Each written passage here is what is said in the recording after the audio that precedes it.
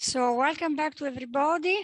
It's a pleasure for us and an honor to have with us Alfonso Valencia, who practically does not deserve any presentation, but I will try to do my best to introduce such a famous scientist. So Alfonso Valencia is a Spanish ICREA professor. He's current director of the Life Science Department at the Barcelona Supercomputing Center and also of the Spanish National Bioinformatics Institute. And I should immediately remember to everybody that from 2015 and 2018, he was the president of the International Society for Computational Biology, that is our hub in the world. So Valencia studied biology at the Complutense University of Madrid, and he was trained in population genetics and biophysics.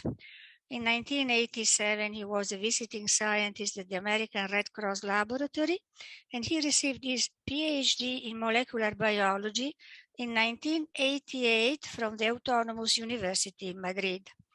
Then, from 1989 to 1994, he was a postdoctoral fellow in the laboratory of Chris Sander, who is one of our father, at the European Molecular Biology Laboratory in Heidelberg, where he studied the evolution of protein function using sequence and structure-based approaches. I should also mention that the famous 1994 paper, Correlated Mutations and Residue Contacts in Protein, of which Valencia was senior author, established the idea that correlated mutation at corresponding location in the DNA sequences in different organisms could indicate that those locations corresponded to amino acid residues that were physically close to each other in the final protein, informing the prediction of contact maps. This previously unconsidered source of side information for protein structure prediction became used with increasing effectiveness in the 2010s, leading ultimately to the success of DeepMind's AlphaFold 2 algorithms in the 20s, as you know, because you heard already about AlphaFold and how it works.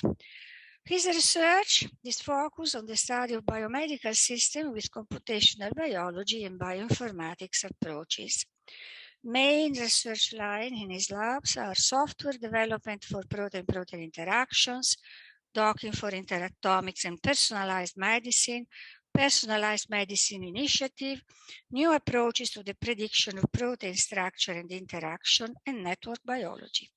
With more than 500 publications, he's one of the most talented and productive scientists in the field of computational biology. So welcome to Alfonso Valencia in Bologna, and thank you for staying with us and informing us about your research.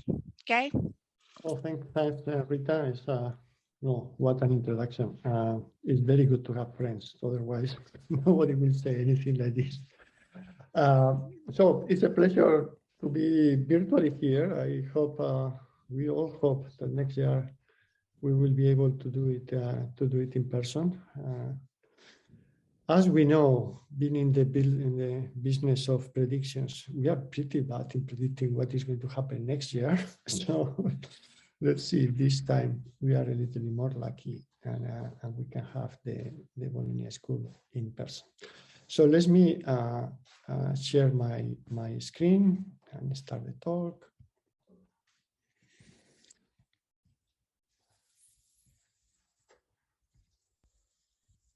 There we go. So I have prepared essentially two different parts and with two different topics. The first one is on rare diseases and the problems related with the analysis of genomic and other information on rare diseases using, and I will show you how we approach this problem from the point of view of using multilayer networks with some introduction to what are multilayer networks. Then we make a break, and the second part will be sort of follow-up of AlphaFold. I know that you have been a number of friends and colleagues has been lecturing on the follow-up of AlphaFold and the use of deep neural network in the field of protein structure prediction. And this is very exciting and still very new, and still we don't know very much of what are the consequences of all that. So the second part will be some of the things that we have been doing on the follow-ups of AlphaFold. So let's go. Oops. So for the first part on rare diseases, we focus on rare diseases obviously because they're important at the medical level and they are difficult to diagnose, and patients in many cases are children, so there are many good medical reasons to study rare diseases. But there's also a more theoretical or computational reason that is the small. Obviously, they are rare diseases because there is always a small number of cases. So to the difference of cancer or diabetes, other diseases, the approaches have to be very different because at the end of the day, and I will show you examples, we may have 10 patients of a given disease, and analyzing 10 cases is a completely different world in terms of the kind of approaches that you can use with respect to a disease with thousands of cases. The information we are going to use to analyze these problems, and I will introduce that, is obviously omic information, GWAS, and sequencing of RNAs, RNA-seq, mainly as the most common sources of information in this case, but also information from external databases, meaning that we bring into the analysis all the information about protein interactions, drug target, genetic variants, pathways, metabolic reactions, all these kind of things that can be obtained from databases. And the game is how to combine the information from these few cases, 10 cases, with the information that is extracted from databases. To do that, we use multi-layer networks in a way that we can represent the different layers of information, protein interactions, drug targets, or the genomic data from the patients in different layers is one of them, and then we can connect this information traveling across these different levels on the multi-layer networks, and we use this as a way of handling and integrating the information.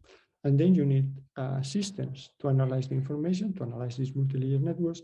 I will tell you a little about the algorithms that are used for that, and in particular the one we are using to find modules, to find, in the examples I will show, genes that have a common behavior across these different layers and then can be assigned to different characteristics of the disease. So these are the elements, a small number of cases, information from patients and from databases, multi-layer networks, and algorithm to analyze the multi-layer networks. So multi-layer networks, this is the basic idea of a multi-layer network. These are 4 scientists that goes to 3 different conferences, and they have different relations between them. So there are the 3 different conferences in 3 different colors, and these are the different type of relations. In one case is who talked to who, and the other one is they work together.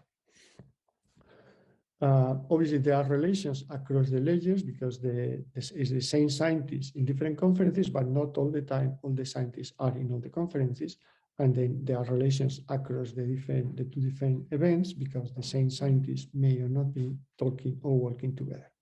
So the question is being able to develop this type of structure of the data and developing methods to analyze.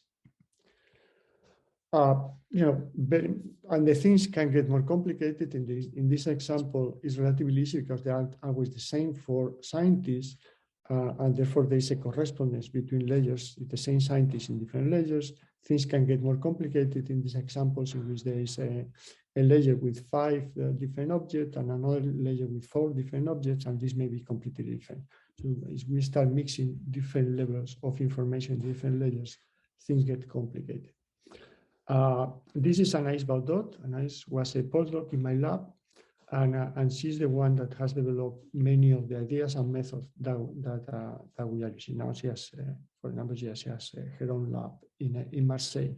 And I think this is anecdotal, but I think it's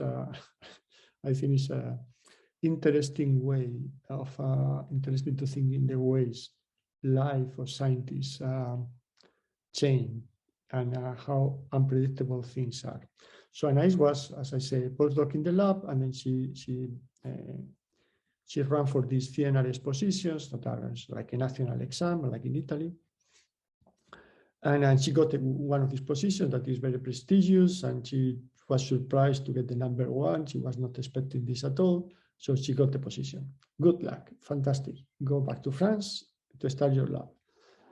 The not so good luck at the time was that the position was not in the institute she wanted with her friends biologists. She's a biologist too, but the institute was an institute of mathematics, nearby to the biologists, but an institute of mathematics.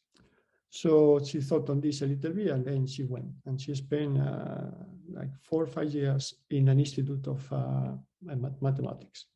At the beginning, it was very difficult because she didn't understand what they were talking about. They didn't understand what she was talking about, but she's very nice and very intelligent.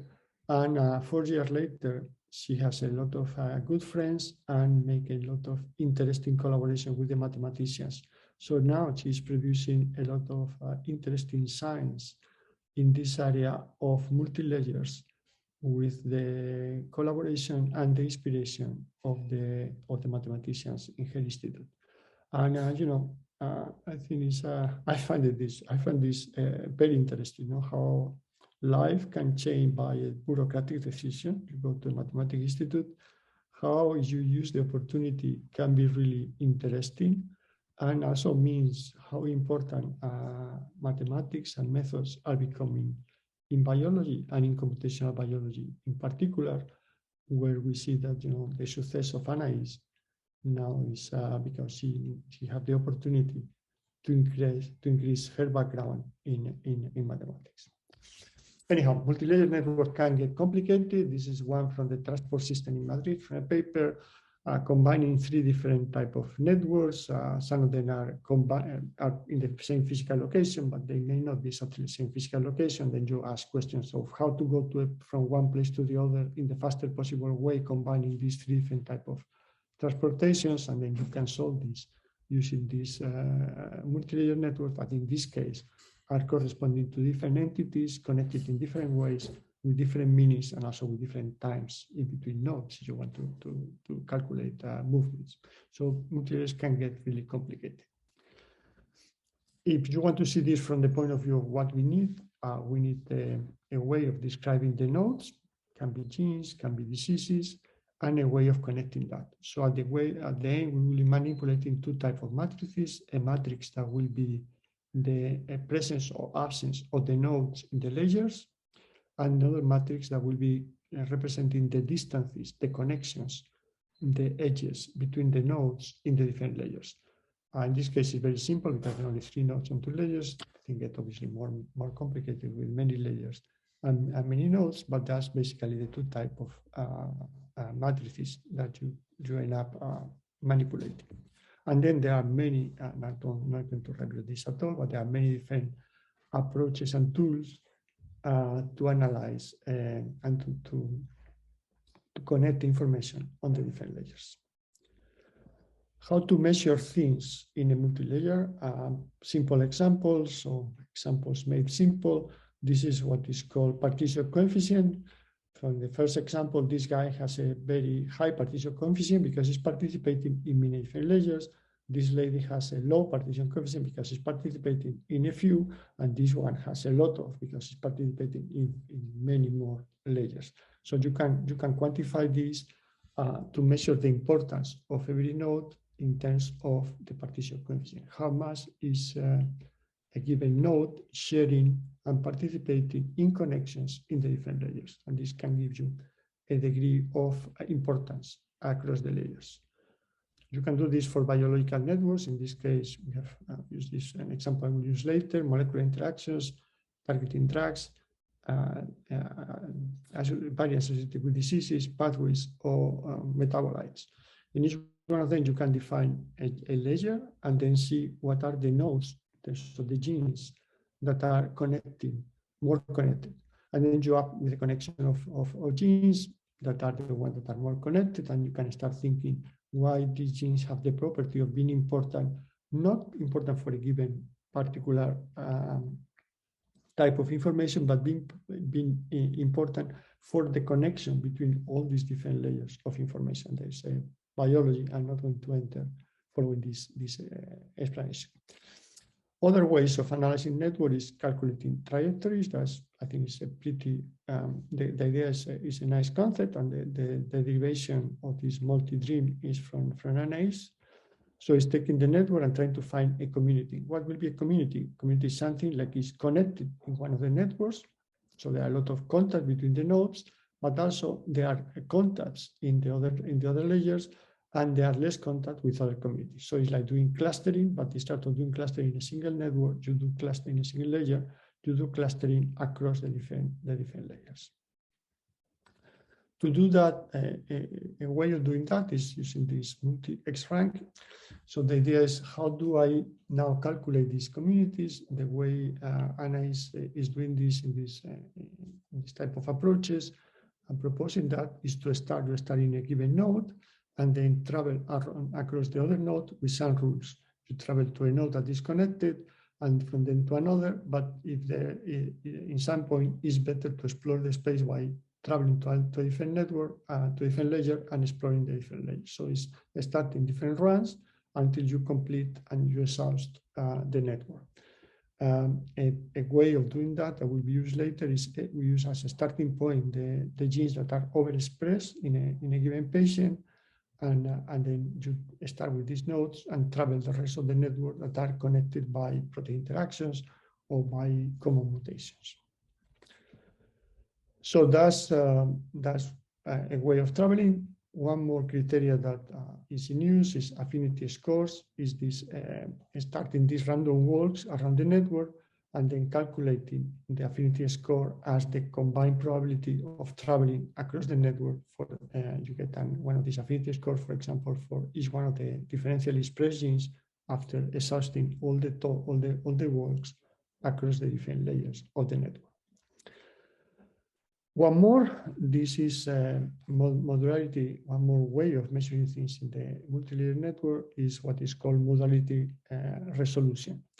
Essentially, you start at a very high level of clustering in the network. So you have a very large cluster involving all the nodes, all the genes, for example, and then you go increasing the level of modularity, getting smaller and smaller clusters. And then you ask, what are these type of entities, nodes, that have the property to keep together without breaking their relation across the different levels of modularity.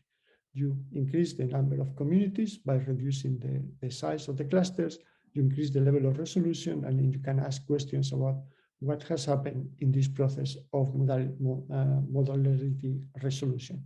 So essentially in the example, these are 4 genes, you start clustering, and there are 3 of them that get together. Then in the next level, the clustering has 4, but in the next level, G2 and G3 are together. So you deduce that G2 and G3, these 2 genes, for example, has something in common that makes them very peculiar, because they have been able to maintain their alliance despite the change in the level of clustering. This is something we have implemented and developed and used in different combinations. So without, it's a very short introduction, not pretending to enter in the details, just to trigger your curiosity about the methods, and maybe if you have multiple type of data, or you are thinking these problems of how to integrate data, multi-layer networks may be an alternative. And what I try to say, there are different ways of implementing the multi-layer and different ways of exploring the relation between the entities in the multi-layer network. Now, how we use this for diseases? We combine small data that is proper from rare diseases. This is why they are rare diseases, with knowledge from big data from databases, and we combine these 2 types of information. I already presented that. What is the information we use is the one from databases, molecular interactions, drugs, and things extracted from databases. So common knowledge. For the examples of examples, from this particular example, we are using interactions, drugs, variants, pathways, and metabolites. They are very different. Some of them are very small, drugs 400 nodes. Some of them are pretty big, pathways 10,000 nodes. Same thing for edges and unconnected components. Interestingly enough, we selected these 5 different types of information because the level of overlap at the level of node or edges is relatively small. So they cover a lot of space in different domains, knowledge domains, but the overlap between them is, they are connected, but the level of overlap is not as much. So we can cover more events, more information, combining them. At the same time, we use information that is not from databases. We use information from text. This means that we have methods, and I will say something about this later in the second part of the talk, about detecting entities in papers, detecting diseases, drugs, symptoms, and characteristics. So we use this we can do this from text, and with this we can build very large networks. So in this second example, I'm representing in the green path are information coming from experiments, methylation, phosphorylation, protein interactions, or RNA-seq data, and the sort of red or purple ones are information about text extracted by text mining from papers. About some of them is about co-occurrence to entities that appear in the same sentence, or from embeddings, from relations extracted at the statistical level, let's say. The one on green from databases is very much about genes and connection between genes, because that is what we are looking for. The one in the extracted from the text is very much about diseases and characteristics. And all this is from an example in medulloblastoma. So medulloblastoma is connecting everything. So this is a way of bringing together a world of molecular biology with the world of diseases and symptoms. And therefore we can have different layers with this type of different information and gain in capacity to explain characteristics of diseases by combining disease type of general information with molecular based information. So I have 3 different cases that are obviously different degrees of development from 3 different rare diseases. The first one is this congenital myasthenic syndrome, that is a very rare disease that belongs to a larger category of rare diseases. The cause of the disease is known, is a failure in the repolarization mechanism, the synaptic connection, and the genes that are markers of the disease are known. There are a number of genes that are known to be causing this disease. So we are not looking, this is already solved. We are not looking for that. We are looking for why some patients of this disease has very severe consequences of the disease. Severe means that they cannot move at all. From other ones that have a very non-severe consequence of the disease, it's a mild disease for them. So the causal genes are one thing. The genes that make the disease to be more or less severe is a different thing. The cases are coming from a small region of Bulgaria, and they are really very few. So we are talking about 20 patients. We have 8 with a severe disease and 12 with non-severe diseases. And these receptors are the ones that are reported as causal genes. For this, we have some omics information, GWAS and RNA-seq data, and then we have information from the curated databases that are these causal genes. And then we add to this all the information from the databases Interacto, Metabolo, and Reacto. We came into this project a little bit late. They have been working, very late. They have been working on this for quite some time, and essentially they couldn't find anything. Comparing 12 cases with 8 cases, that are at the same time very different between them, they couldn't find anything. There was no progress in identifying these severity-related genes. So we thought, okay, let's try to do something different by bringing additional information and trying to rescue this project that was going nowhere. So we applied this concept of dimensionality reduction to this multi-layer with all these levels of information, trying to find these clusters of this type of genes that they are maintained together at different levels of resolution. So that's a way of representing that. At the beginning, we have a very large cluster deduced across all these different layers. And then reducing, we see these purple genes that are getting together, and they are all the time together despite the disintegration of the big cluster. So these are the genes that we think they are important because they have these characteristics of being together. What we find with that are a group of genes. Some of them will be related with two different processes, biological processes, and they are including the severity genes. So we have the genes that are causal for the disease, plus a number of other genes that may be related with the severity of the disease, and they are representing two different biological pathways that are very much at the same time linked to this neural transmission and to the known functions of the causal genes. So again, we have two different group of genes, one for the severe and one for the non-severe cases. They are including the known genes. The one in purple are genes that are known to be related with the disease, plus the green ones that are the ones that we are proposing to be related with the severity. This becomes a function prediction. At the same time, we are saying that these green genes, some of them the function is known, for some of them the function was not very clear. We are proposing them to be related with this neuromuscular problem and related with this pathway of signal transduction across the synaptic connection. So it's a prediction of the function of some of these genes, and at the same time it's a prediction of the reason why they are involved in the severity. In this case, we have been lucky because there is a group. So this is the idea. We can separate severity from non-severity. There is a group that is the one that originally collected the data, Locke Muller in Canada. He was before the PI of a very large European project called RDConnect. And they have been doing experiments in zebrafish as a model, targeting the genes that we predicted to be related with neuromuscular transmission. And indeed, it's true that knocking out these genes that were previously of unknown function, the poor fish cannot move anymore. So they are really affecting neuromuscular function. So we have a sort of initial demonstration that indeed, at least part of the prediction is true.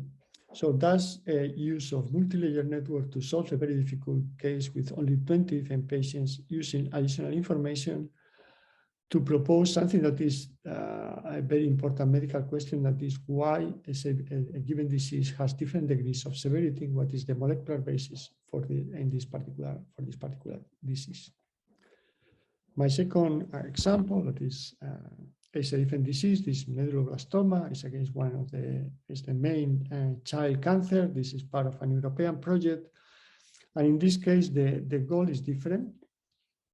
This is a collaboration with Andrei Zimnojev and from the Institute Curie. They have been working on this problem for a long time. They have generated a lot of data, and they have what they call a proteogenomic signature. They have a signature of 40,000 genes, so almost all the genome, that can be used to classify the cases in 4 groups. And these 4 groups has very different, that's worked very well at the medical level because they have different prognosis and different treatments. So the medical problem is already well addressed. You use these 40,000 signatures, you can classify the child in these 4 different cases, and depending on the classification in the 4 cases, the medical doctor will know what to do because they are affecting different pathways and they have different treatments and different degrees of this disease also has different progression. The question is that this 40,000 is too large signature, it's too many genes. So the question was trying to make this shorter, trying to make a smaller signature with a smaller number of genes, a minimal number of genes.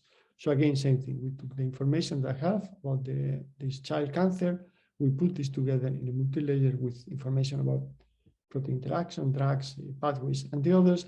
And we try to provide new signatures that will work equally well in separating the 4 classes, but will be smaller.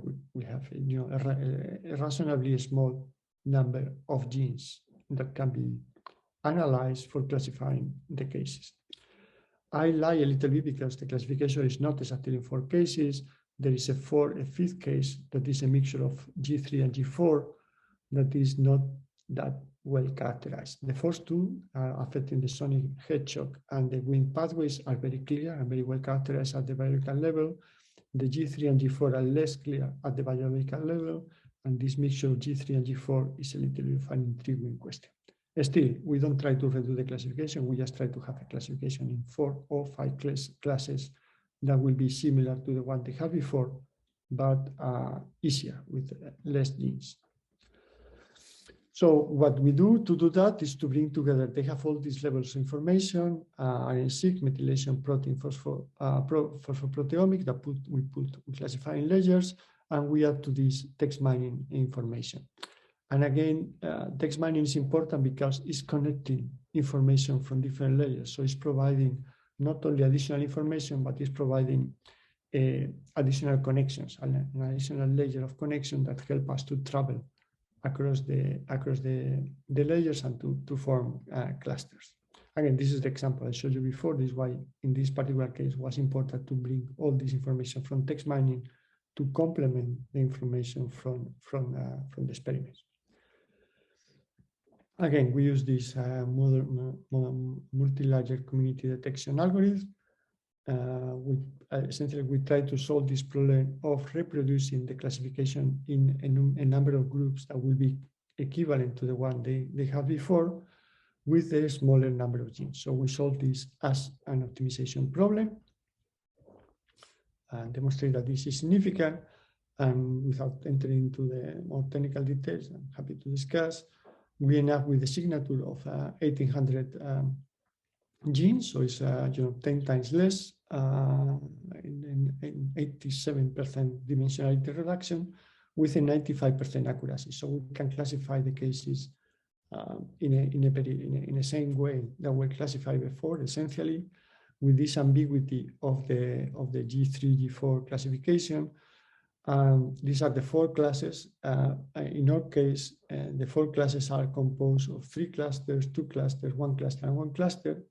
Plus, given that we are using all this information from genomics and from the text mining, we add to the data an additional layer of interpretability. We give not only genes that are associated to the classes, but we give symptoms, for example, ataxia, headache, neurotropenia. So we provide additional characteristics that are important for defining the differences between the classes. So the clustering process reproduces the previous one, it does it with less genes, and at the same time provide additional interpretation for these, particularly for the G3 and G4 classes that, as I said before, are less well characterized at the medical level. So this is my second case. The third one is still very much work in progress, but I thought it was good to add a third example. This is another child cancer, hepatoblastoma is a pretty rare disease, 1.8 cases per million. Still is a very severe case. You have a 1 to 2 years old kid with this disease, and there are a lot of needs to understand how it works at the molecular level because there is very little known at the molecular level. There are papers connecting this with the beta-catenin pathway, but there are very little else. And this is a collaboration with a group in Barcelona, Carolina and Merkel, in a nearby institute. In this case, what we use is Carolina. That's also interesting about how biologists are. She has a collection of data that is very precious because it's data from biopsies of children. They are very difficult to find, difficult to collect. So for her, this is like a treasure. And she doesn't trust everybody to manipulate her data. So the way the collaboration works is she asks us, first, you have to demonstrate me that you can do something sensible, and then I will share the data with you. So to demonstrate her that we can do something sensible, we essentially collected data from databases. These are 5 different data sets with a small number of cases, 32, 10, 25, 11, 33. So this is even a smaller number of controls. So we have a very small number of cases, 100 cases to operate with. We put this in in multilayers together with information about metabolism, peptide pathways, and protein-protein interactions that have 1,000 of nodes. And we do this multi-layer clustering, trying to find the connection between these 100 cases of gene expression in this disease from different studies, together with this information from databases. And again, we apply this modularity reduction. So essentially, as at the beginning, we have a very large clusters. The clusters are becoming smaller and smaller, and there are significant number of genes that are kept together, or clusters with genes that are kept together and has a strong significant and strong associated association score. So we think that these are clusters that contains genes that are important for containing information about overexpressed genes in different studies, combined with information from the databases. So this again is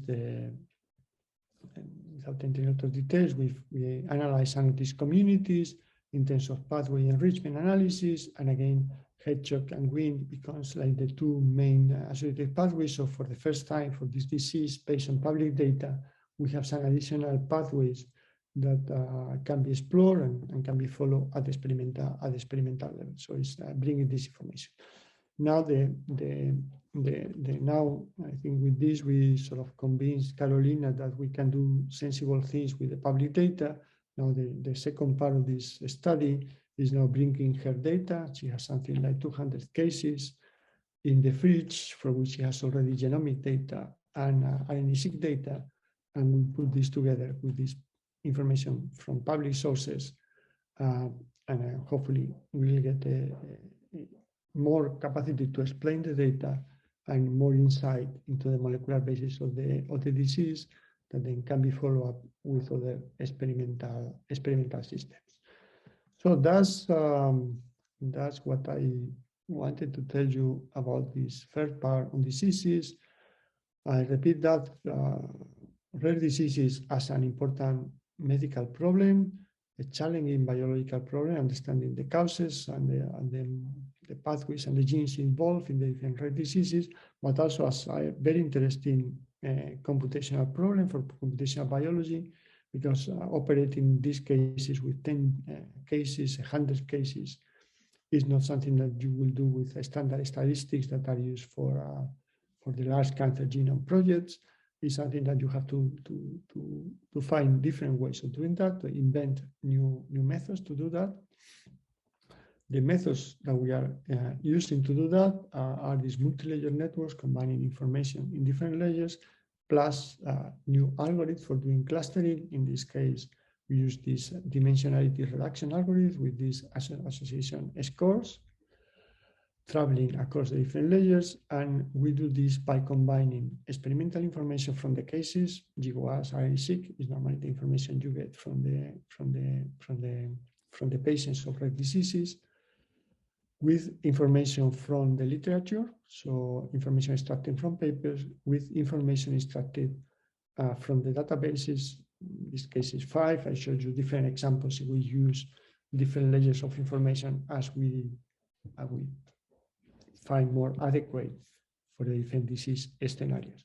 So that's, well, I would say these are examples, technology, and hopefully triggering your curiosity about the multi-layer networks, and maybe that's maybe helpful for some of you as a way of integrating heterogeneous information. The work is the work of Iker Núñez and Mar Butler. Mar is a master student. She's starting the PhD with us now, in combination with Carolina Mergol. So she's the one that is going to continue with the last study I showed you. Iker Núñez is a PhD student. He's about to finish her PhD, and she's the one that developed this modularity reduction. David Cirillo is a postdoc, a senior postdoc in the group, and now is starting a new group in the department in the development of machine learning methods in applications to biomedicine. These are the many different collaborators in different projects. I already mentioned Hans Lockmuller and his lab for the experimental work, Andrei Zinoyev for the collaboration in the child cancers using his data and expertise, collaborating with him. That is the expert in this case. And I also mentioned Carolina Mergol and her experimental data, and Anaïs Baldot as the one we collaborate with for the more computational method or development of computational methods. So that's it for this first part. That was 40 minutes. So I'm going to stop sharing here, and if you have questions, I'm happy to discuss questions, and then we make a break, and I will go with the second part in a completely different subject of AlphaFold follow-ups. Thank you. Are there questions? Obviously, yes. Okay, Professor Calzadio. Of course, But with this professor, I invite also the students. Yes, for this reason, ask. I'm asking a question, because later on I will tell them they didn't ask any question. My students, not the people here, because we are in a much larger, I would say, we have a much larger audience than the usual small audiences of the winter schools, because of this online situation. Fantastic. No, I'm really impressed by this type of analysis. That is wonderful. Thank you so much for explaining to us a little bit how to deal with this integration of data. I was just, just a curiosity. If I understood correctly, because it's not easy for me to follow all the spaces, but no, so the idea here is, okay, I have sparse data and I'm able to find out a sort of important group of related genes that are common to all these patients. Then is there any possibility to go back to the peculiarities of each one of them? Because I do expect myself that in principle, each patient has his own history, and eventually this should be coming up later on in the analysis. Is this a silly question or what? No, it's not a silly question. Obviously, there are many, there are a number of things here that are interesting to take into account and are challenging. Obviously, we only see a part of the, by definition, we only see part of the picture. So we have this data from the patients that are essentially genomic data and some characterization. They have this disease, and in some cases, the degree of severity. There are many other confounding factors, many other things that happen. Particularly in the for the adults, they have a previous life, and there are many confounding factors, and the characteristic of the disease is more complex than just genomic. So you can imagine adding to that the previous medical history, adding the imaging, adding many other things. Surprisingly enough to me, we can get to this set of genes that make sense from the biological point of view, that are part of the pathway, even if it was not known, and they are related with this biological process. And there seems to be a good explanation for the severity, in the case of the severity prediction. now the interesting thing that is still to be done is to find new cases and to confirm that it's true with the validation set. But you know, this is medicine. To find a validation set for a disease that has been 20 cases in the world is going to take a while, no? Probably, it's difficult. Probably a century. So in the case of the child cancers, things are in a sense easier because they don't have a previous history. So that's very more, this more genetic based. This is why rare diseases are a good subject of a study from the genetic point of view, because the main causes of disease are these genes. For the medulloblastoma, this is pretty impressive because it's one of the few diseases that the main diagnosis is this gene signature. So the classification of the patients in these 4 classes or 5 is done with the gene signature, and the treatment is based on this classification. So okay. This is why in this case it's important to have a more practical reduction of the signature, because the follow-up is there is no other better way of classifying the cases than the gene signature. And for the treatment, are you using the data from Pharos, or do you have a database behind? There's the multilayer, again, yes, there is a database behind to accumulate the different data from the different data sources and trying to curate that. As you may have seen in each one of the cases, we use different data from this collection of data. The public data is a little bit different because in some cases there are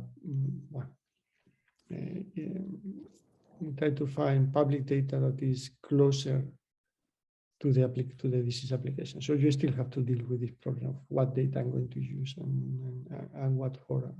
And I think that there is no way around that. It's case by case, and you try to use public data that is of a certain quality. Very good. Thank you so much. Students? Thank you. There is a question in the chat.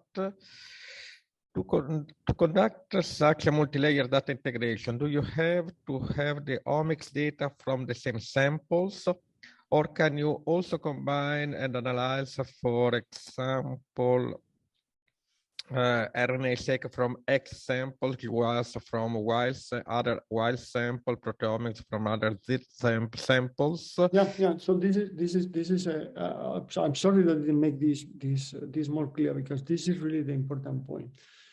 The ideal thing, the ideal world will be, we have these cases and we have all this data for them. This is not true. This is not going to happen. So we try to reduce this to something in which we have some data from the patients, but then the rest of the data, the rest of the connectivity are with data from databases that are completely heterogeneous. The protein data, the proteomic data is not from this patient. The RNA-seq is not from this patient. So it's completely heterogeneous data in a way that we can, and then the connectivity between the layers, in these cases I show, is maintained at the level of the genes. That's the easy thing. So the nodes are genes, that's easy. The interesting problem becomes when the nodes are not genes anymore. Imagine that you have layers with our genes, and the next layer is diseases. Now you have to, how do you connect the genes with the diseases? Well, you need to know that these genes in some ontology are associated to the diseases, but still the level of granularity will be different. Diseases will be very few, very large, and there will be many different genes that will map to one disease or to different diseases. So this is the problem of heterogeneous multi-layer networks. In one layer you have genes, in the next one you have diseases, and the mapping is not one-to-one. The gene may be more than one disease, and the diseases may contain many genes. And this is why the problems, the theoretical problems, the development of the multi-layers is not finished at all, because there's still a lot of research to do in how to deal with these heterogeneous multi-layer networks. So in short, the answer is yes, you can combine different sources of information. Thank you. Another question from Sarah Off. Is there a limit to layering and also automatic curation, or it is only manual?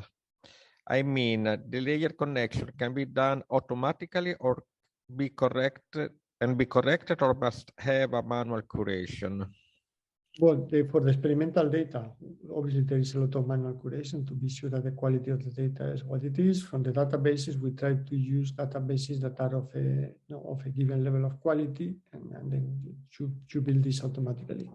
The process itself of putting this in the ledger, connecting the ledgers, all this is software and it's automatic.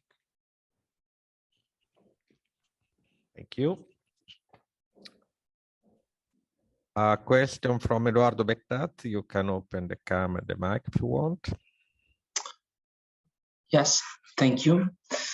I'd like to ask, do you think that we could integrate MRI brain scan data into a multi-layer network to, let's say, understand or untangle some psychiatric diseases? Yeah, no, excellent question.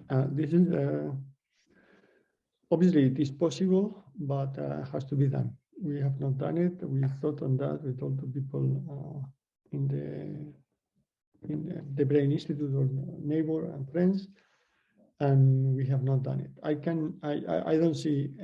If you remember the first example with the transport network, in Madrid, I don't see any reason why one of these layers cannot be the map of the city that would be equivalent to the images. And then you are mapping the stations to the different regions of the map, and then the connectivity in the map will be the distances in the map. So conceptually, I don't see why not. To do it will require a little bit more of thinking. Okay. Thank you. But I think this is a very interesting area to go, combining the images with the genomic data in the multilayer network. Yep. Thank you. More questions?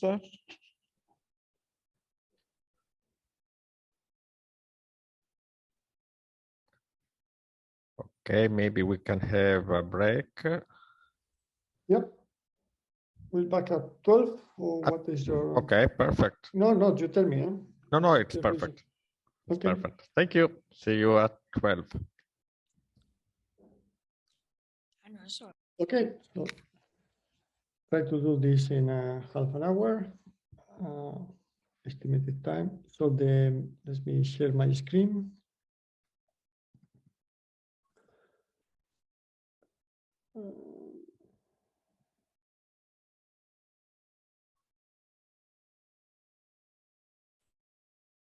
Yeah, so the second part, or the second talk, there's a completely different talk, is about DeepMind and AlphaFold. I'm sure that you know everything about this by now, because I've been Burkhard Ross and Christine Orengo and talking about AlphaFold, and I'm sure that they have explained many of the things. So that's big thing in science. DeepMind artificial intelligence cracked 50-year-old problem of protein folding. That's a way of saying that. In the Spanish newspapers is artificial intelligence solve an enigma, basic enigma of biology, how proteins are formed. The two then are wrong. The AlphaFold is not solving the protein folding problem, and is not the problem of how the proteins are formed. Anyhow, let's put it like that. This got a lot of publicity for good reasons. I mean, I just seen the papers were published in Nature, and the high accuracy protein structure prediction with AlphaFold, and for the human proteome. And as you know now, they are in the campaign together with the European Bioinformatics Institute to put together, to link a predicted protein structure to every entry in the databases for all organisms, for all genomes. So that becomes a change, in a significant, very significant change in biology. And we are a little bit, I would say, as a community, my impression is that we are a little bit, still a little bit in a shock. Probably is one of the few problems that is solved, essentially solved, and we are thinking now what to do. One of my postdocs is has been working all his life in protein docking, developing methods of protein docking, participating in the competitions of protein docking, improving the methods in protein docking by 2% every year. And now, probably this is all this is unnecessary anymore. It has to change field because protein docking is essentially solved as a tool for protein-protein interactions. No, so thus we are in a shock because this has happened in a very few months, and we're still trying to understand the limits and the possibilities. So I'm going to comment on a couple of observations about the results of AlphaFold first. Then I will try to explain some of the consequences for the field, for the protein structure prediction approaches of AlphaFold, and then I have some more philosophical points at the end. So we published this paper, I think it's already published or about to be published, with analyzing the results of AlphaFold. So essentially, we are comparing, we are trying to understand what does it mean to have models. Is this changing our understanding of the human proteins or not? So obviously, we already know a lot about the structure of proteins because many proteins in the upper graphs are already solved by X-ray or by NMR or by electron microscopy. So we have very good models with more than 95% homology. So we have already homology models. There is another category between 50 and 95% for which we have very reasonable models. So for something like 40% of the proteins, and we along the year we have increased the number of X-ray structures, we have increased the coverage. And these other more dubious categories between 20 and 50% for which we have, I would say, low quality models. And then the rest, 50% of the proteins, we didn't have models. So we didn't know how the structure is, and was very difficult to predict these structures. So this is another way of seeing that. There is 70% of the proteins for which there is a good PDB, 40% for which you can make a reasonable model, 70% where you can make some model, but will not be very good. And then what we call the dark protein, 26% or something, for which there is no way of making a model, plus a number of proteins that are intrinsically disordered and doesn't make sense to make a model. This is the equivalent from AlphaFold. For almost 40%, you have a high quality model, a PLDT more than 90 is a very high quality model. And this is more than the one that we have by good models before. And there's this other 24% for which the models are reasonably good. So you compare these two plots, you get to the conclusion that there is a significant increase. Another way of representing that is what is the coverage after AlphaFold. So AlphaFold will cover the protein. There will be very good quality models, so you don't need to do anything. 70% of the proteins, 40% you can have a reasonable model, so no need to do anything. Models that were low quality from the point of view of having a similar protein to make a model, but now they have a high quality model, so you can rely on these models. Models for which there was no good or bad model, but now there is a good model from AlphaFold, another 90%, and a reasonably good model from AlphaFold, 11%. So we get almost to 70% of the human proteins for which you can have now a good model. And then there are this other set of proteins for which there is no way of making a good model, or they are intrinsically disordered proteins, or for some reason or the other, these proteins are not predicted by AlphaFold and don't have any homologous in the database. So another way of saying this is fantastic news. We are increasing by this almost 20% the number of proteins for which we can make models. But there is still a large fraction of the human proteome for which we don't have models. And some of them are intrinsically disordered, but some of them are not intrinsically disordered proteins, and we still don't know why, but we don't have models. In a sense, meaning AlphaFold is fantastic, but doesn't solve all the problems of all the proteins for which we may want to have a model. So this is the number of proteins that were for which we have models before, and they were covered by a fraction of proteins that were the proteins for which the fraction was covered before. So 100% mean that they have a model for the full protein, but for many proteins, we have models that only cover 20% of the protein.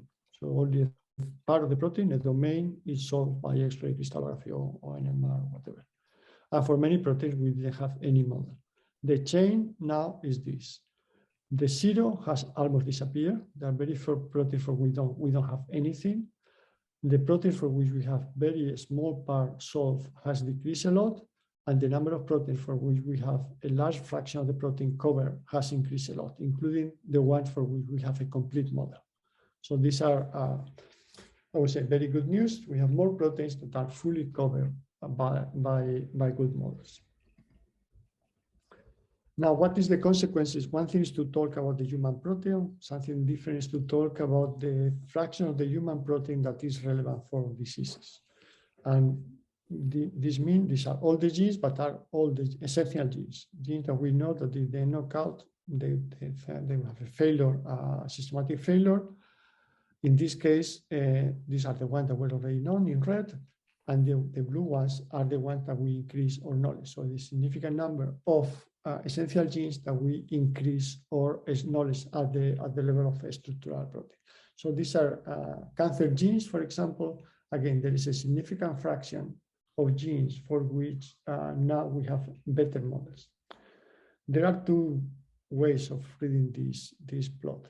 There are many genes associated to cancer in the TCGA dataset for which we still don't have a model, 25%.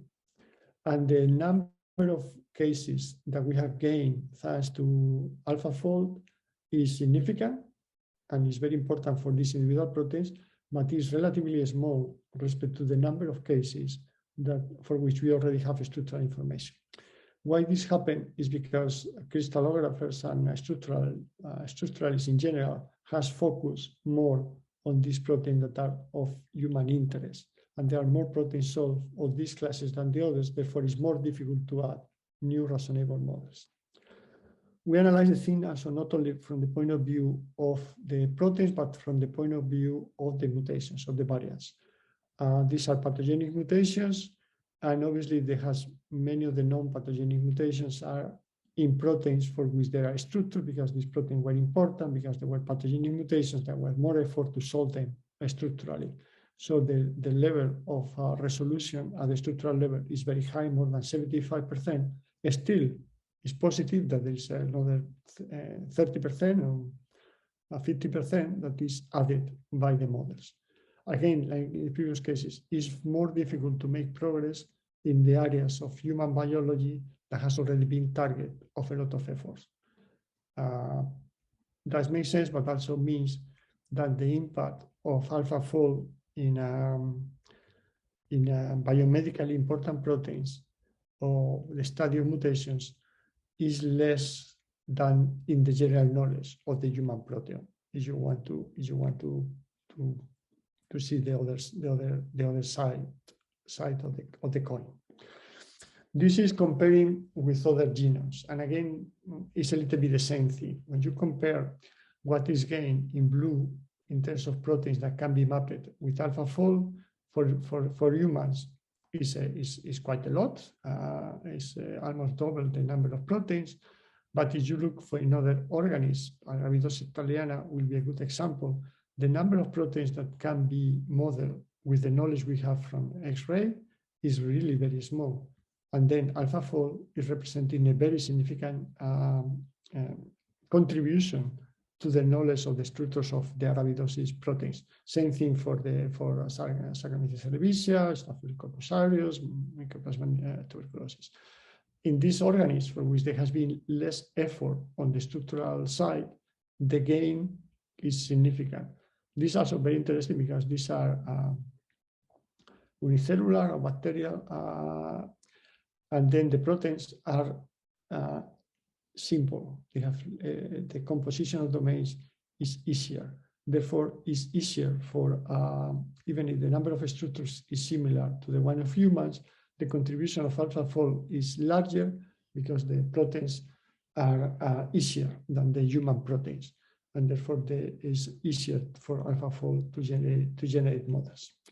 So, well, there will be more of this analysis. I'm not going to show the data from this paper because I'm still not published, and I'm not the main author. It's Pedro Beltrão. So what he did was build a community of people, essentially people that were tweeting about AlphaFold, and then he has collected contribution from different groups about the consequences of AlphaFold, the impact of AlphaFold in our contribution is to the coverage of the human proteome, or contributions are to the prediction of disordered regions or different kind of proteins. So let's say my summary is that AlphaFold is an amazing contribution that increase our coverage of the human proteome, that the game is not over. There are still a lot of proteins for which we don't have a model, and that the contribution to the biomedical important proteins is obviously less than to the general proteome because there is more known about these proteins, so it's more difficult to make a significant contribution. Now, my second part on that is about something that Rita alluded at the beginning, and is what was called the traditional approach to protein folding. And this is the paper she was talking, pretty old paper with Reinhard Schneider and Chris Sander, and which we proposed this idea that analyzing multiple sequence alignments, you can find correlations between positions. The arginines will go with the aspartic, and this will be revealing some evolutionary constraint that can be translated into contacts to fold proteins. And that was a nice idea. The truth is that the resources in 1994 were completely insufficient to do this in practice because there were not enough sequences, there were not enough proteins, there were not enough software to do folding. So was very difficult to have significant folding progress in protein folding doing that. But then predicting contact maps, predicting the interaction between two positions becomes like a paradigm, the way of doing things. You predict contacts and you use this contact to predict the structures. And there was quite a lot of activity in the following years in developing better ways of predicting these interactions. Indeed, I recover our work with Piero Fariselli and Rita Casadillo. They were the world leading experts in neural networks, and we collaborated with them trying to use neural networks to predict contact maps. So the idea was to take the alignments, to take the contact maps and do these predictions, and then feed with the contact map with these predictions of correcting mutations and others, and trying to do to improve the quality of the predictions. And the truth is that at the beginning of the century, we produced some very nice improvement in the prediction of contact. And we recovered this the other prepared the talk. We then enter into the prediction of interactions. So in this case, we were predicting the interaction between three domains of a protein by predicting this type of correlations between the different residues and trying to see how this can be assembling. So we're using the information to do to predict the possible docking process between proteins. So now, then there was a full development, and probably you hear about that, or a completely change on the way of doing that with far more powerful computational technologies, and a number of groups developed this in different ways, using ideas from statistical physics, but then from other areas later on, in a way that these initial predictions becomes far more reliable. And the contact maps predicted were much better, and there were very relevant examples of using these predicted contact maps to predict protein structures. And this is work done with Francesco Gervasio. We were he was in my department in Madrid, doing that using these predicted contact maps to fold proteins, and the models, the two different blue colors, for some of these proteins were really good. So if you managed to get a good contact map, the folding proteins was possible for some cases. This is still going on, predicting contact map. This is for Cas14. We were part of the teams evaluating the predictions of Cas, in this case, evaluating the prediction of contact with Camila, Victoria, and Alba Lepore, predicting contact maps. And there's a paper on predicting contact maps, the evaluation of the prediction of contact map. So this is the current version from Jimbo Xu, one of the predictors, and Sheng Wang. The same idea: take the multiple sequence alignment, predict these correlated residues, feed with this a convolutional neural network, predict a contact map, and then take this contact map and put this together with a predicted secondary structure to fold proteins. So this is the 2021 version of the things we started in the 90s. The difference is that now they are using a more powerful methods for predicting coevolutionary analysis and a more powerful methods for predicting neural networks, better than the one we used in the 90s, better than the neural networks that we use with Rita in the 2000s. Is this working? Well, the level of prediction, there are many different groups that are predicting up to 7% accuracy of the predicted contacts. So in the 90s or the 2000s, we were able to predict something like 20% of the contact correctly. Now the new methods are able to predict 70% of the contact correctly. I'm going to skip that. Still, we're comparing this in the context of Cas. We compare the predicted contact by the best groups with the contact that will be predicted by AlphaFold, taking the structure of AlphaFold and converting this to contact. And still, AlphaFold is predicting better contacts than the contact prediction methods. So I think that is interesting. So training with all this information on the multiple sequence alignment to predict contacts is not as good as putting all the information together in the AlphaFold type of environment and predicting the structure of the protein that will give you better predicted contacts. So that's historical view of the evolution of the field and how there are still approaches based on the traditional path, but maybe this is going to change because the single step trainer network with everything may be better in practice.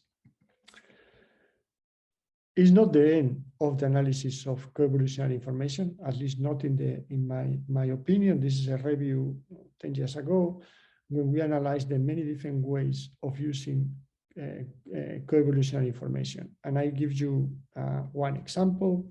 We use this again. These are methods that have been around for a long time. In this case, we are not using this type of coevolutionary information to predict the structure of the protein. We are using this to predict what is the likely place for a protein-protein interaction or a protein-ligand interaction from sequence. And this is still in use, and it's used for predicting mutants. And there are new versions of these methods. There is a paper in Nature Biotechnology last week with a new version of this type of methods that are not predicting the structure of the protein, but they are predicting key sites on proteins based on similar ideas. This is a paper from the last year using this type of approaches to predict the key residues for the transition between the different phylogenetic branches of the Sarcoviruses, the SARS-CoV-2 large lineages. So, at least in my modest opinion, the coevolutionary methods are has still applications beyond the prediction of protein structure. Now, the philosophical aspects, a couple of philosophical aspects. One is this is Dennis, the CEO of DeepMind, in the talk in CASP at the end of the last year. And what he explained is that he entered into the prediction of protein structure because he was interested in games in which intuition plays a game that is not done by calculation. Playing Go is done by strategies and intuition.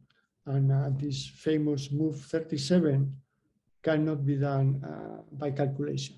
That's a strategy and intuition. And his explanation is that the network is able to learn these new strategies. And then he wanted to work in protein folding because he saw that the folding at home experiment, students or people in general sitting at home in the computer, just manipulating on the screen the structures, were able to find solutions to the structure of the protein, predicting the structure of the protein. That is working by intuition. And then he thought that if this is a game that can be played by intuition, this is something we want to do because it will be more complex than playing Go or playing strategic games.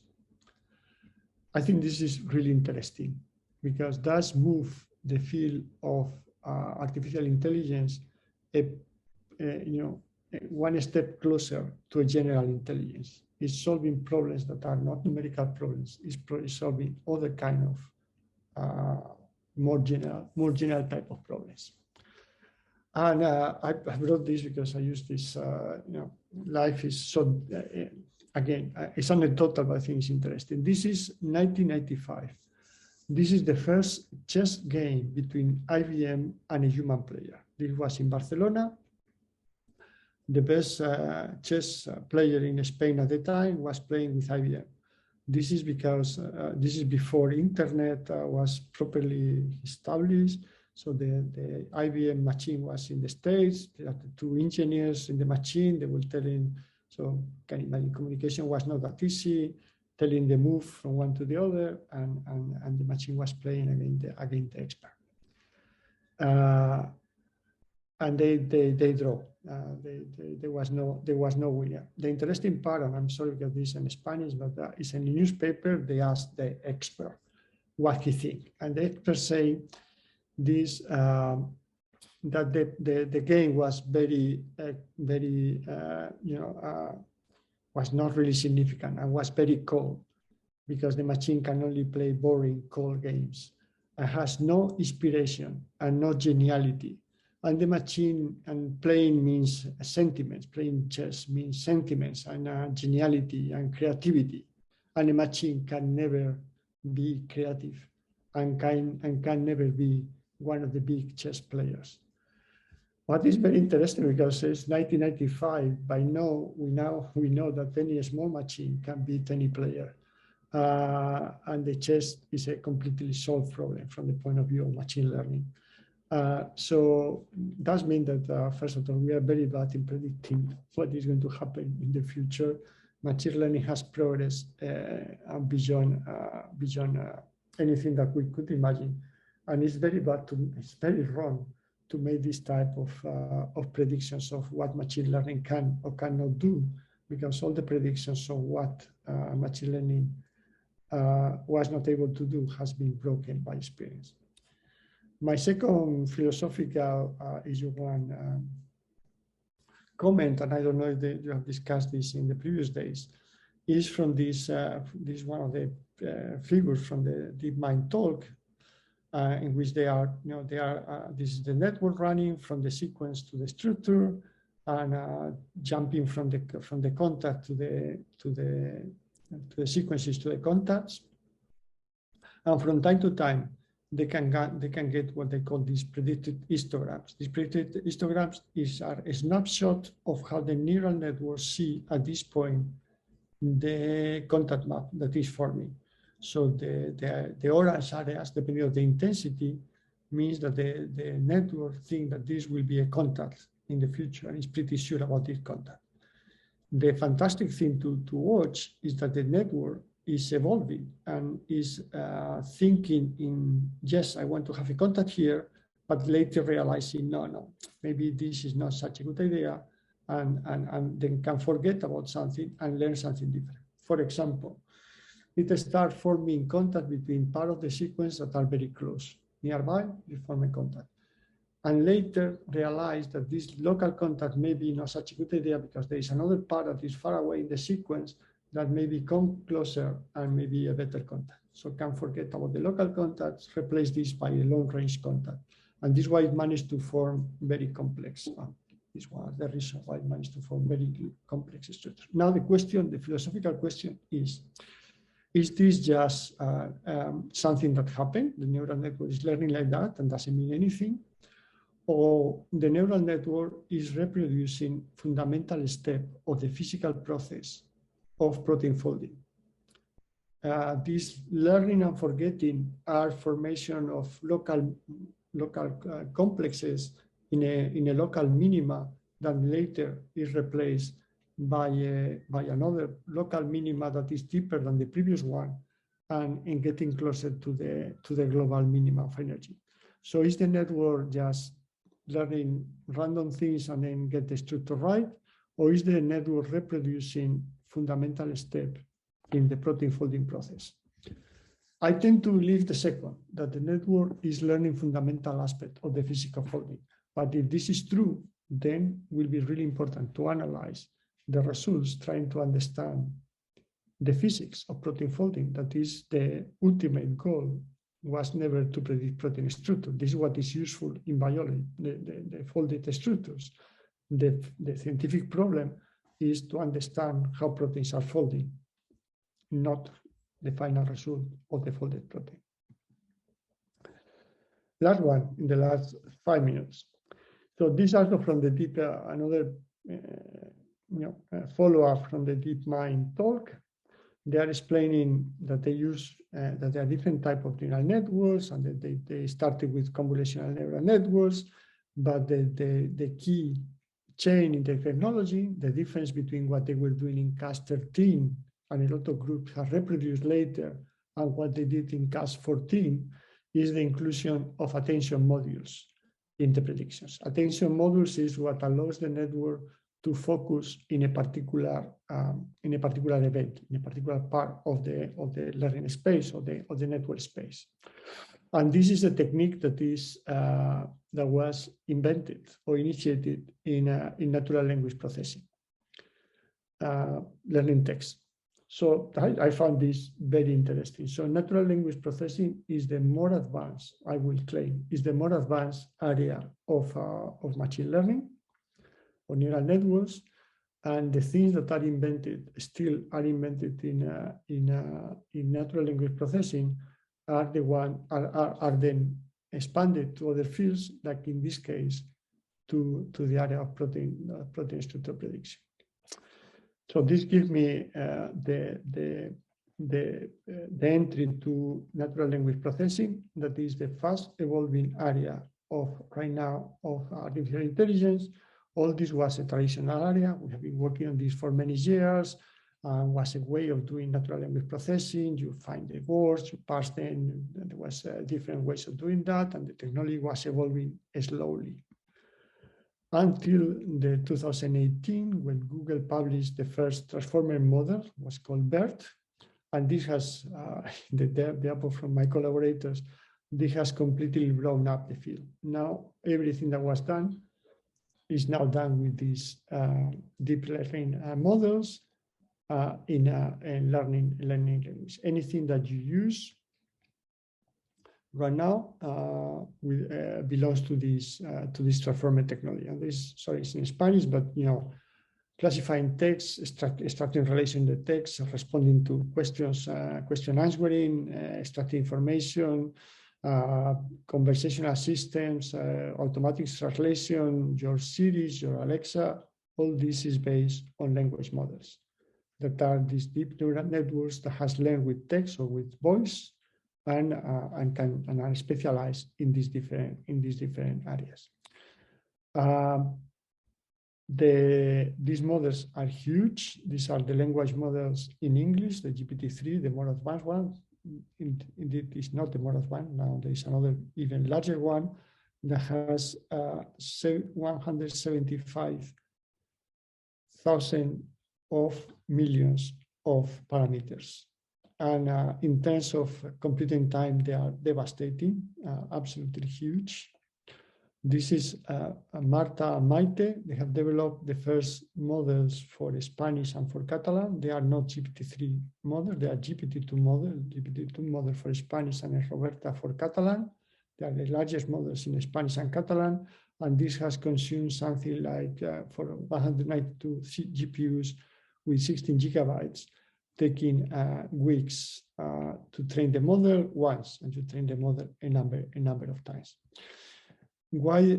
Obviously, we have a pretty large computer. This is why we are the Barcelona Supercomputing Center. We are getting a much larger computer to be able to do this type of language models. Why this is relevant? Because we apply these language models to medical texts, to medical records from the hospitals, to find entities that are drugs, procedures, pathogens, symptoms, and diseases.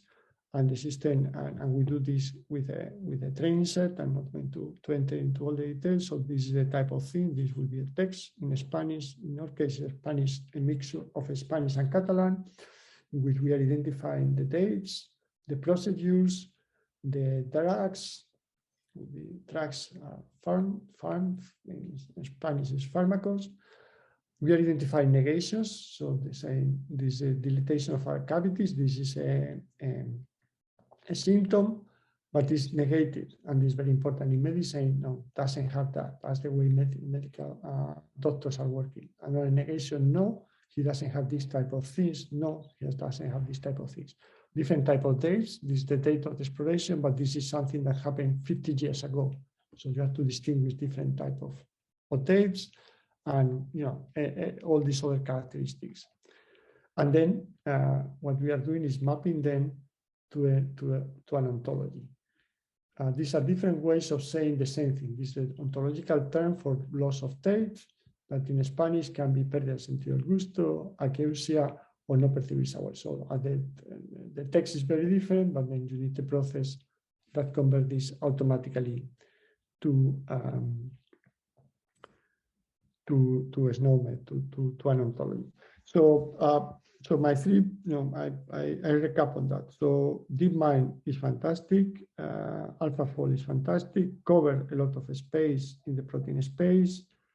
Less for biomedical interesting proteins because they are better known, but still is a very significant improvement. Not everything is done. There are still proteins for which we don't have a structure for different reasons.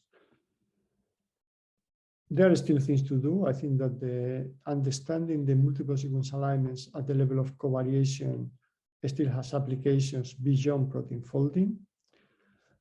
The AlphaFold, a part of producing beautiful protein structures, has, in my view, more into it, and this more into it can be an interpretation of some aspect of the real protein folding process, of the physics of the protein folding process.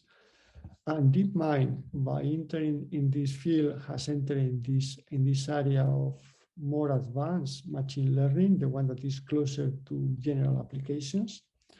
Interestingly enough, entering in this area has been possible thanks to technology that was developed in the area of natural language processing.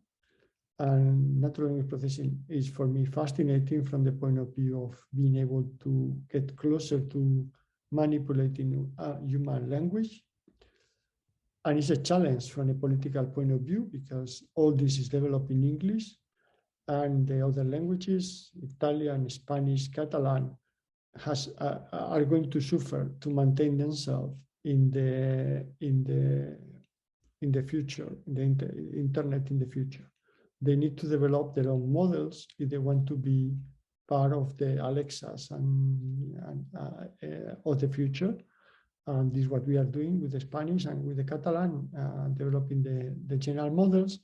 And at the same time, I think this is very important because it's the way in which we can really make progress to obtain relevant information from the medical records.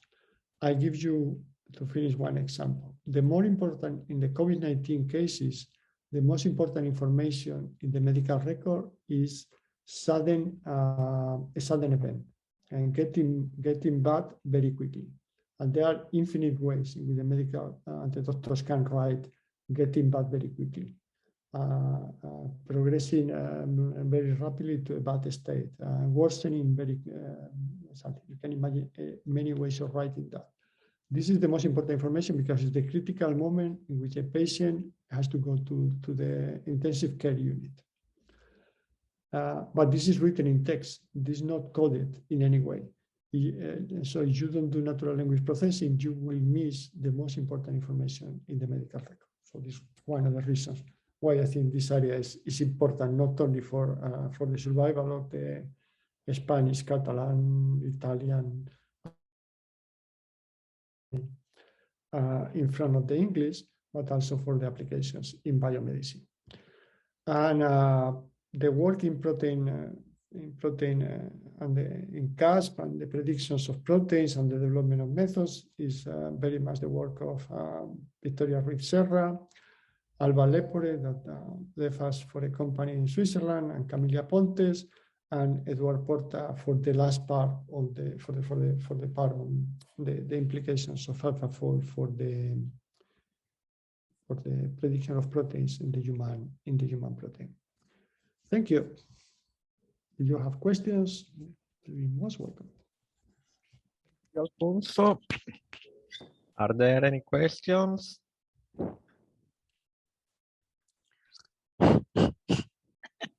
Rita? No, There is I a don't question. want to. I would like to have the students. There is a question in the chat by Michael Eitzinger. Go ahead. You mentioned that language-specific language models are needed for each language. However, it was shown that large language models such as MT5 can actually be trained on multiple languages simultaneously.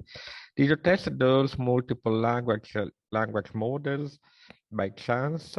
Would avoid retraining for each language. The possibilities of the technology are amazing. So one of the things that we are doing is training with the other Spanish languages. So there's Spanish, Catalan, and Galician, and we included Portuguese. So that will be a pan-Spanish language model. And this has some advantages because then they learn from they span and they learn things that are in between. At the same time, training with each one of the languages separately has also some advantages, and that's then we have to go to the specific. This is very different when you use this for translating. That then may be better to train with everything together. When you use this for building text, and then maybe better to train with the languages separately. But then there are a lot of possibilities of training with one language, and if the other one is relatively similar, then you need a smaller corpus, and you can do some part of transfer learning to the other language. And then there are very intriguing questions that for which I don't have the answer. For example, can we include Basque in the training with the other Latin languages? And will the network learn Basque at the same time that learns the Latin languages? That's I think will be an interesting experiment that we have not done. Things that happen to us is we train in the case of the biomedical text. Biomedical text is very, very different of normal text. The corpus we train with the system with is a mixture of Spanish and Catalan, because they are text in Catalan, the Spanish mixture with a lot of words in English. And to our surprise, it doesn't really care. It's learning Spanish and Catalan at the same time without any problem. So yes, there's a lot of possibilities of training with combined languages. I still think that for the, and these are results, that for constructing text, the training with the individual languages is better than training with a mixture of languages or translating. But we also, as repeating that, we are part of the European language efforts in minority languages. So we are so interested in this common training and translation.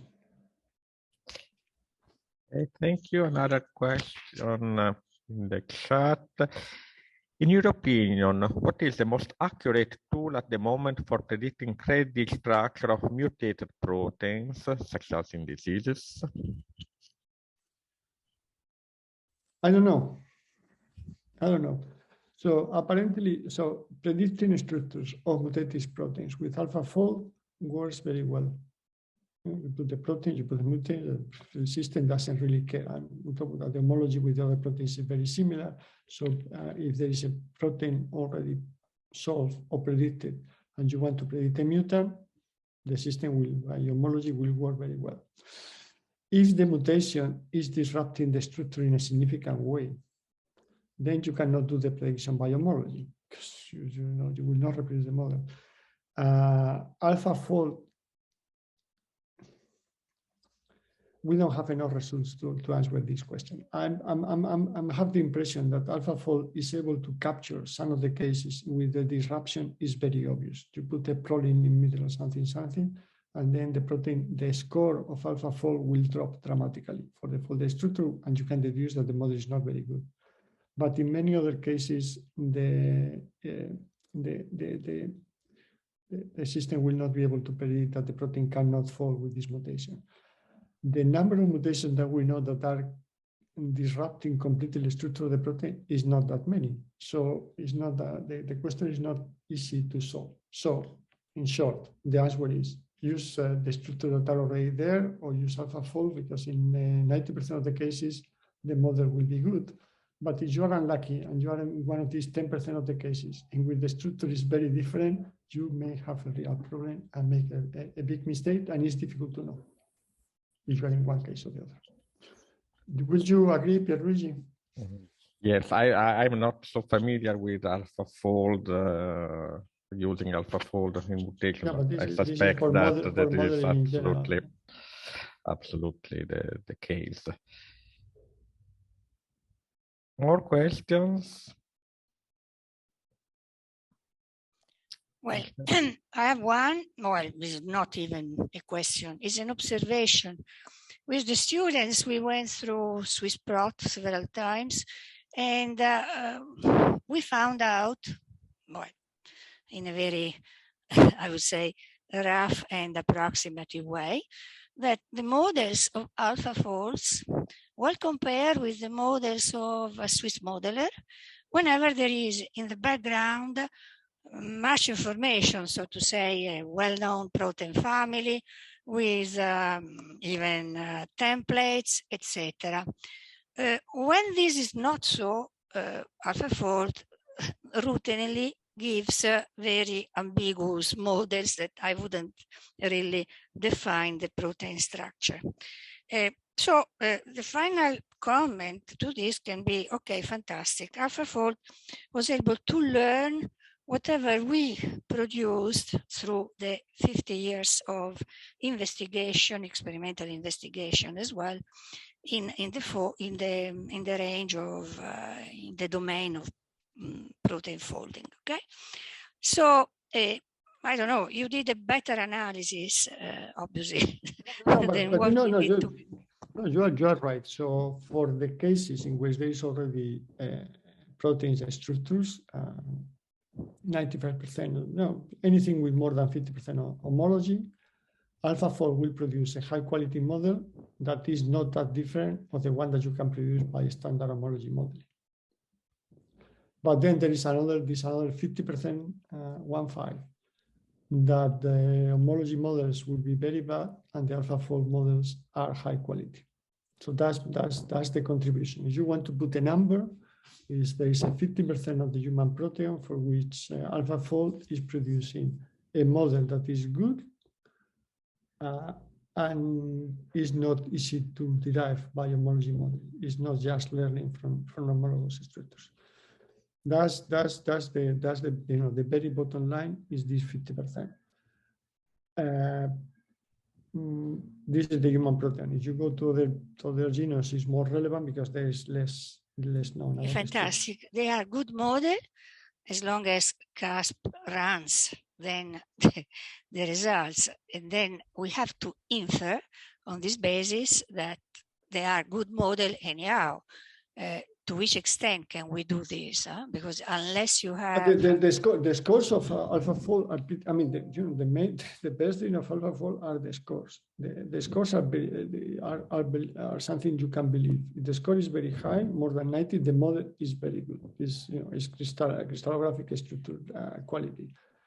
Scores of more than 70, the models are good, as good as any very good model. So your data filter the data. The AlphaFold models in relation to the scores. Okay. The score is a fundamental contribution of AlphaFold because it's what allows you what you were saying. No, do I trust it or not? Well, depends entirely of the score.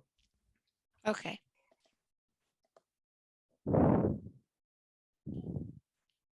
More questions?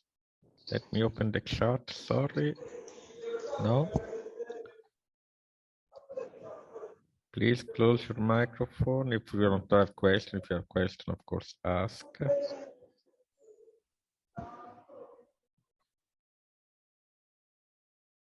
Well, if there are more questions, I'm happy to answer by email or by Twitter.